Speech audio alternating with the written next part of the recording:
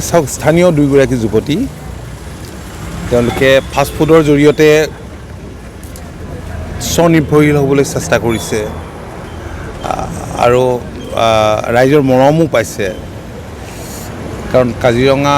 অভয়াৰণ্য এইকেইদিন পৰ্যটকৰে মুখৰিত হৈ আছে আৰু কঁহৰা পইণ্টটো হৈছে এই অভয়াৰণ্যৰ মূল এটুকুৰা ঠাই কঁহৰা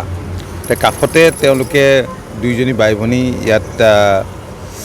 এইখন খুলিছে ময়ো খালোঁ ভোক লাগিও আহিছিলে তেওঁলোকক সুধিলোঁ বিক্ৰী বাতৰা কেনেকুৱা হৈছে তেওঁলোক সুখী মই তেওঁলোকক শুভেচ্ছা জনাইছোঁ দুইগৰাকী বাই ভনী আনৰ বাবেও অনুকৰণীয়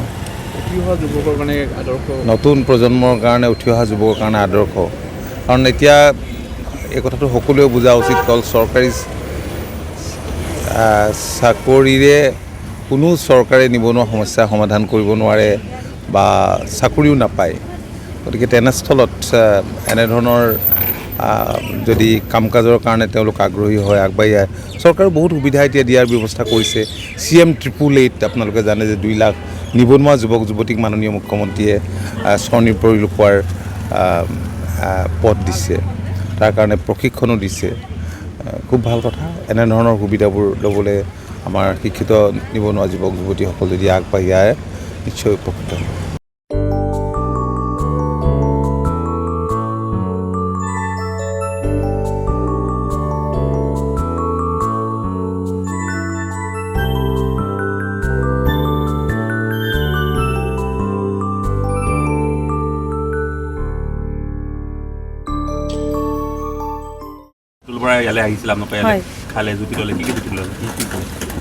চিকেন পকৰা খালে ম'ম' খালে আৰু সুধিলে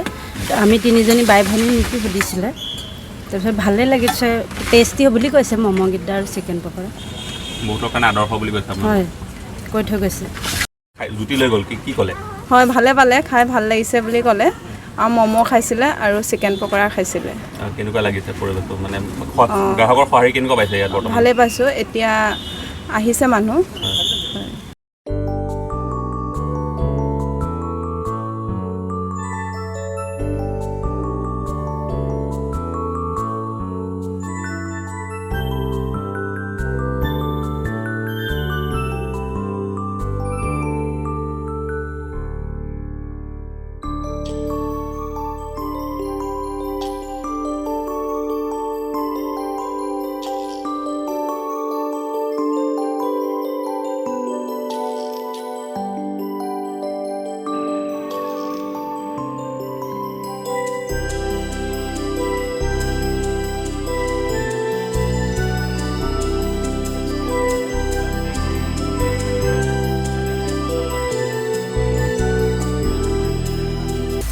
আপুনি বিচৰা বাতৰি পাব কেৱল নিউজ 18 এপত